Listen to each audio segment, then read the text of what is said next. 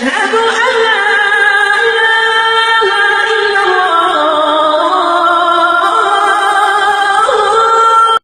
আসসালামু আলাইকুম ওয়া রাহমাতুল্লাহি ওয়া বারাকাতুহু। আলহামদুলিল্লাহি ওয়াহদাহু ওয়াসসালাতু ওয়াসসালামু আলা মান লা নাবিয়্যা বা'দা। প্রশ্ন হচ্ছে, সেহের মোহাব্বত কি? এই জাদু কাউকে করলে সে কি ধরনের এফেক্ট হতে পারে? কোরআন সুন্নাহ অনুযায়ী এর প্রতিকার কি? এই বিষয়ে জবাব হচ্ছে যে জাদু সত্য, এবং আমরা এসব বিষয়ে জানি যে জাদু করা হচ্ছে কুফরি, ঈমান ভঙ্গকারী বিষয়। জাদু যে করে বা যে করায় তার ঈমান নষ্ট হয়ে যায়, তাকে আবার ঈমানের ভিতরে আসতে হবে। এটি কবিরা গুনার অন্তর্ভুক্ত, এবং এর মাধ্যমে, জাদুর মাধ্যমে অনেক সময় অনেককে হত্যা পর্যন্ত করা হয়। এজন্য যদি হত্যা করা হয় তাদের শাস্তি হিসাবে আমাদের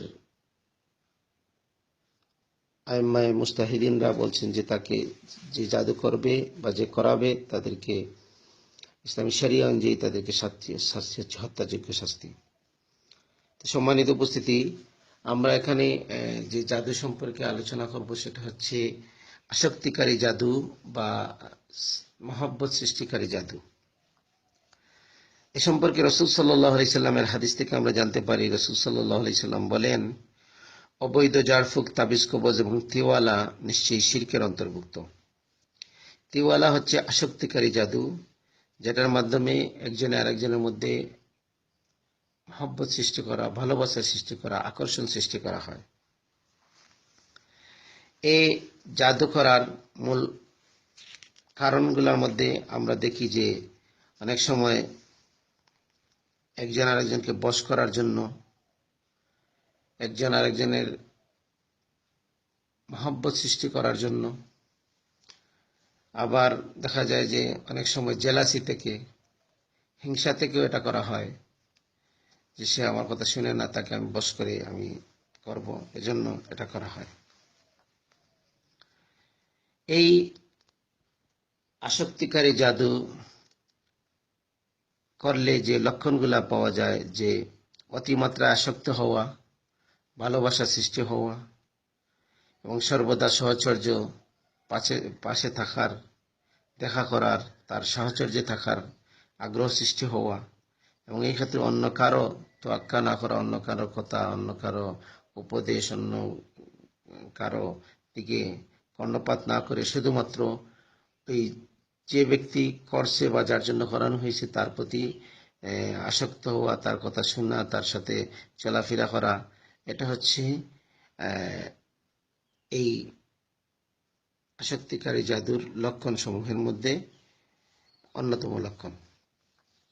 এই আসক্তিকারী জাদু আবার বিপরীত প্রভাব আছে, অনেক সময় সাইড এফেক্ট হয়ে যায়। অনেক সময় আসক্তিকারী জাদু করা হলে দেখা যায় যার জন্য করা হয়েছে তাদের মধ্যে আবার বিরোধ সৃষ্টি হয়ে যায়।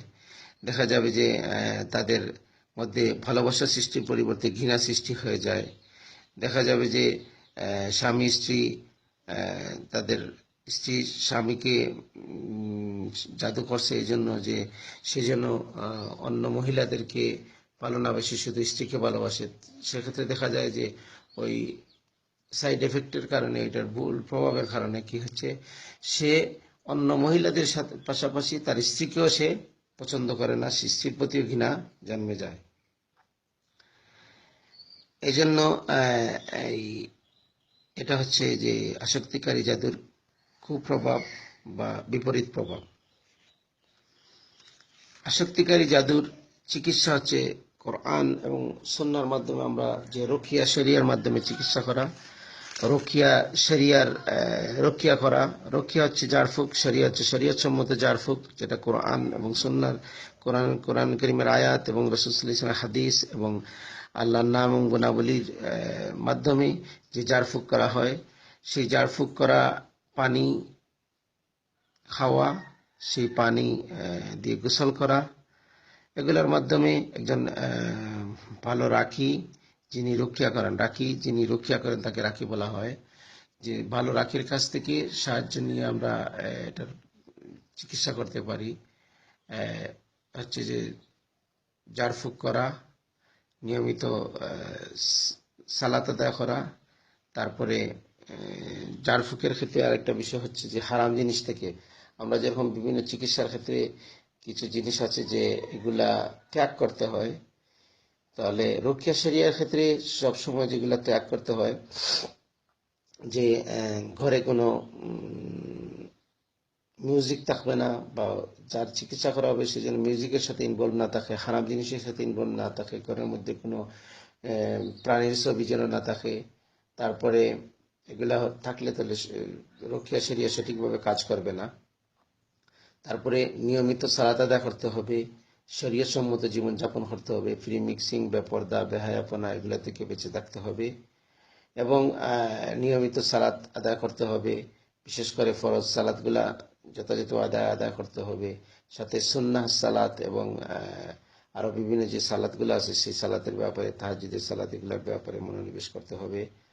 এবং সাথে সাথে চিকিৎসা, রক্ষিয়া করা, পানি খাওয়া, রক্ষিয়া করা পানি ব্যবহার করা, সেটা দিয়ে গোসল করা, এগুলোর মাধ্যমে চিকিৎসা করতে হবে। এই ব্যাপারে বিশেষজ্ঞ রাখি যারা আছে তাদের সহযোগিতা নিতে হবে, যারা শরীয়ত সম্মত রক্ষা করে তাদের সহযোগিতা নিতে হবে। আল্লাহু আলাম, সাল্লাল্লাহু আলা নবিয়িনা মুহাম্মদ ওয়া আলা আলিহি ওয়া আসহাবিহি ওয়া সাল্লাম। আসসালামু আলাইকুম ওয়া রাহমাতুল্লাহি ওয়া বারাকাতুহু।